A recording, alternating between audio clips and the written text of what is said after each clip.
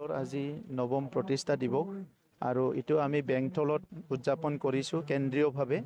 আমাৰ প্ৰতিষ্ঠাপক সভাপতি ইউজি ব্ৰহ্ম ডাঙৰীয়া আমাৰ ডেপুটি চিফ গোবিন্দ বসুমতাৰী ডাঙৰীয়াকে আদি কৰি দলৰ সকলো নেতা কৰ্মীসকল ইয়াত উপস্থিত আছে আৰু তেখেতসকলে সকলো উপস্থিত থাকিব। মূল কথা হৈছে যে 2015 চনত ইউজি ব্ৰহ্ম ডাঙৰীয়াৰ নেতৃত্বত UPPL দল দতমাত গঠন হৈছিলে আৰু আপোনালোকে সকলোৱে জানে 2015 চনত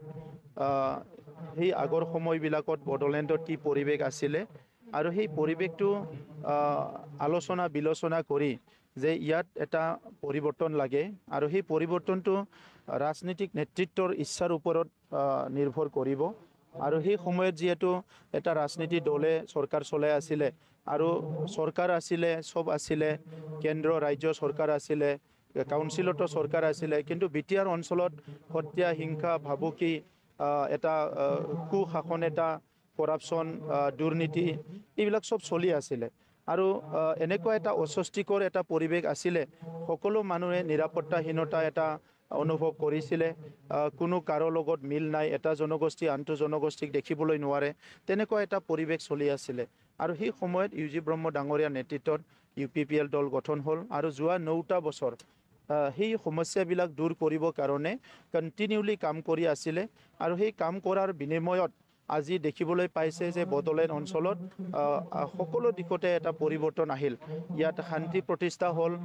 ইয়াত সকলো জাতি জনগোষ্ঠী মিলি থাকিব পৰা এটা পৰিৱেশ আহিল আৰু আজিৰ সময়ত কোনো ভয়কে থাকিব লগা নহয় আমাৰ লোকেল মানুহে হওক বা বাহিৰৰ মানুহে আহক বিটিআৰ অঞ্চলত আজি কোনো ভয়কে আহিব লগা নহয় খুব ভালকে আহিব পাৰে আৰু আমাৰ চৰকাৰ অহাৰ লগে লগে যি উদ্দেশ্য লৈ ইউজি ব্ৰহ্ম ডাঙৰীয়াই দলটো গঠন কৰিছিলে যে ইয়াত গণতান্ত্ৰিক যিটো পৰিৱেশ সেইটো শক্তিশালী কৰিব লাগে যাতে অগণতান্ত্ৰিক চিন্তাৰে কোনো আগবাঢ়িব নোৱাৰে আগৰ নিৰ্বাচনবিলাকত অলপ ভাবুকি ধন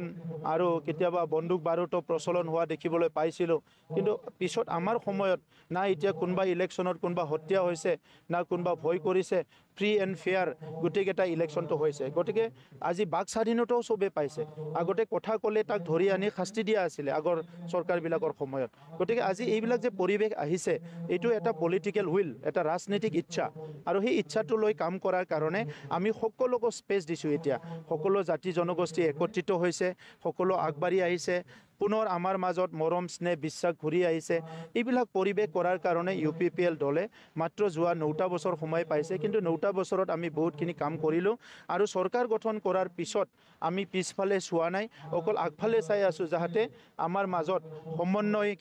পুনৰ ঘূৰি আনিব পাৰোঁ আৰু শিক্ষাটো ঠিক কৰিব পৰা যায় খেল ধেমালি সংস্কৃতি সব সকলো জাতি জনগোষ্ঠীৰ অলপ ভাল কৰিব পৰা যায় এই গোটেই ক্ষেত্ৰত আমি কাম কৰাটো আৰম্ভ কৰিছোঁ আজি বহুতে আমাক ক'ব বিচাৰে বিটিআৰ অঞ্চলত কাম হোৱা নাই আজি বিটিআৰটো এটা কাউন্সিল হয় তথাপিতো সেই কাউন্সিলত আমাৰ চৰকাৰ অহাৰ পিছত আমি মাল্টিপাৰ্পাছ বিভিন্ন উদ্দেশ্য লৈ পেলাই কাম কৰিছোঁ একফালেদি শান্তি প্ৰতিষ্ঠা কৰিব লাগিব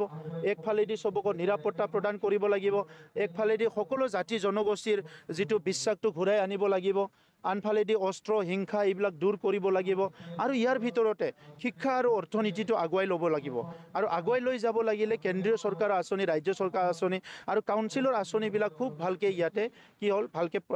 ইমপ্লিমেণ্ট হ'ব লাগিব চ' এই কথাবিলাক লৈ পেলাই UPPL দলে কাম কৰি আছে আজি UPPL দলৰ সাংসদ আছে বিধায়ক আছে কাউন্সিল চলি আছে আৰু লগতে এই কথাবিলাক এটা সময়ত মানুহৰ কাৰণে সপোন আছিলে আগতে যিবিলাকে চৰকাৰ চলাই আছিলে সেই সময়ত এনেকৈ এটা অনুভৱ হ'ল এই চৰকাৰটো কোনো গুচাব নোৱাৰিব আৰু এনেকৈ এটা অনুভৱ হ'ল ইয়াত কোনো কাম কৰিব নোৱাৰিব 3000 কোটি টকা লাইবিলিটি থৈ গৈছিলে এতিয়া 6000 কেছ ৰেজিষ্টাৰ কৰা হৈছে চৰকাৰৰ এগেইনষ্টত কিন্তু এইবিলাক আমি কৰা কাম নহয় আগৰ চৰকাৰে কৰা দুৰ্নীতি অপশাসনৰ এই গণ্ডগোলবিলাক চলি আছে গতিকে আজিৰ সময়ত এটা সুস্থ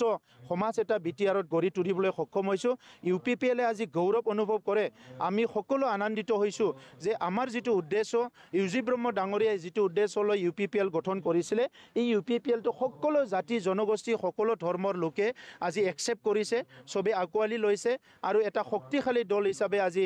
প্ৰতিষ্ঠা হৈছে 4 লাখতকৈ অধিক মেম্বাৰ আজি UPPL আছে অনাগত দিনত আৰু এক্সপাণ্ড হ'ব আৰু অনাগত দিনত UPPL দলে বিটিআৰ অঞ্চলৰ ৰাইজৰ কাৰণে আৰু শক্তিশালী ৰূপত কাম কৰিব সেইটো আমাৰ উদ্দেশ্য UPPLৰ আজি নৱম প্ৰতিষ্ঠা দিৱসৰ দিনত মই আজি জনগণৰ ৰাইজকে মই ধন্যবাদ জনাইছোঁ যে 2015 চনত 5 আগষ্টৰ দিনা যিটো পাৰ্টিটো প্ৰতিষ্ঠা কৰিছিল সেই সময়ত মানুহৰ মনত এটা আশংকা আছিল অনিশ্চয়তা আছিল আৰু আস্থা নাছিলে কিন্তু লাহে লাহে 9টা বছৰত এই দলৰ প্ৰতি আস্থা ৰাখি পেলাই জনগণৰ ৰাইজ UPPLৰ লগত জড়িত হৈ গ'ল প্ৰমোদ বড়োৰ নেতৃত্বত বৰ্তমান বিটিআৰত 4টা বছৰ UPPL আৰু BJPৰ মিত্ৰজোঁটৰ এটা চৰকাৰ চলি আছে এইটো সফলভাৱে চলি আছে তাৰ বাবে জনগণৰ ৰাইজৰ আস্থা বৃদ্ধি হৈ গ'ল যোৱা লোকসভা নিৰ্বাচনত তাৰ প্ৰতিফলন ঘটিছে আৰু লোকসভা নিৰ্বাচনত জাতি ধৰ্ম বৰ্ণ নিৰ্বিশেষে UPPL আৰু BJPৰ মিত্ৰজোঁটৰ প্ৰাৰ্থী জয়ন্ত বসুমতাৰীক মানুহে ভোট দি পেলাই জয়ী কৰিছে আজিৰ দিনত মই আকৌ ইয়াত উপস্থিত থাকিবলৈ পাই আৰু এই ক্ষণটো সাক্ষী হিচাপে থাকি হাজাৰ হাজাৰ মানুহৰ লগত আজি যে আমি উদযাপন কৰিম সেইটো মোৰ ডাঙৰ অনুভৱ ব্যক্তিগতভাৱে যি দলৰ মই প্ৰতিষ্ঠাপক সভাপতি হিচাপে আছোঁ সেই দলে যে দিনক দিনে বৃদ্ধি পাই আছে জনগণৰ ৰাইজৰ আস্থা পাই আছে আৰু এই সফলতাৰে এটা জখলাত উঠি গৈ মানুহৰ এটা আস্থাত পৰিণত হৈ গৈছে এইকাৰণে আজি মই খুব সুখী আৰু প্ৰমোদ বড়ো ডাঙৰীয়াৰ নেতৃত্বত খুব প্ৰগতিশীলভাৱে এই দলটো আগবাঢ়ি গৈ আছে যেহেতু UPPL প্ৰতিষ্ঠাপক মিত্ৰজোঁট হিচাপে আছিলে এতিয়া কালিৰ দিনটো মুখ্যমন্ত্ৰীয়ে ঘোষণা কৰিলে যে আগন্তুক উপলক্ষিত নিৰ্বাচনত অকলে খেলিব তেনে ক্ষেত্ৰত দলৰ কি ধৰণে প্ৰভাৱিত হ'ব নাই আমাৰ অসমৰ মুখ্যমন্ত্ৰীৰ ওপৰত আমাৰ পূৰ্ণ আস্থা আছে আশা আছে আৰু তেখেতে সকলোৰ বাবে ভাবি আছে বৰ্তমানৰ ৰাজনৈতিক প্ৰেক্ষাপটত হয়তো মুখ্যমন্ত্ৰীয়ে যোৱাকালি যিটো কৈছে সেইটোৱে সঠিক এটা পলিচি হ'ব পাৰে কাৰণ তেওঁ কোনোদিন আমাৰ কাৰণে বেয়া ভবা নাই সকলো জনগোষ্ঠী সকলো মিত্ৰজোঁটৰ দলৰ মংগলৰ কাৰণে ভালৰ কাৰণে তেওঁ চিন্তা কৰি কাম কৰি আহিছে 2020 চনতো আমাৰ কোনো মিত্ৰতা নাছিল কিন্তু নিৰ্বাচনৰ পিছত